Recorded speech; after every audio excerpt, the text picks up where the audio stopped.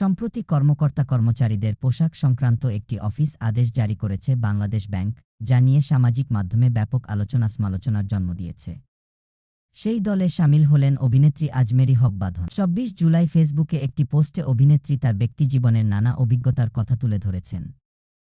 বলেছেন, একসময় আমি ভারী মিষ্টি বাচ্চা একটা মেয়ে ছিলাম, মেধাবী, দয়ালু এবং সবসময় সমাজের প্রত্যাশানুযায়ী পোশাক পরতাম।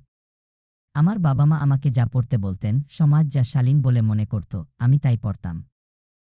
কিশোর বয়সে আমি কখনো জিন্স পরিনি, কারণ সমাজের চোখে এটা কেবল বাজে মেয়েরা পরে। বাঁধন আরও বলেন, একটা পারফেক্ট মেয়ে হওয়ার জন্য মনস্থির করেছিলাম, সমাজ আমার কাছে যা চায় তার সেরা ভার্সন।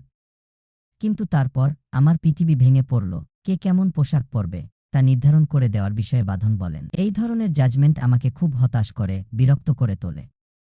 কিন্তু এই ধরনের বাস্তবতার মুখোমুখি আমরা নারীরা প্রতিদিন হই। এই সমাজে মানুষের একটাই লক্ষ্য বলে মনে হয়, নারীদের সংশোধন করা। যেন এটাই স্বর্গের সবচেয়ে বিশুদ্ধ পথ। সবশেষে এই অভিনেত্রী বলেন, কিন্তু আমার কথা শোনো, আমার বন্ধুরা, তোমরা যদি এসব বিশ্বাস করো, তাহলে তুমি একজন বোকা। বেহেশতের রাস্তা তোমার নিজের কর্মকাণ্ডের দ্বারাই প্রশস্ত হয়, অন্যের উপর নজরদারি করে নয়, বিশেষ করে নারীদের কবজা করে নয়।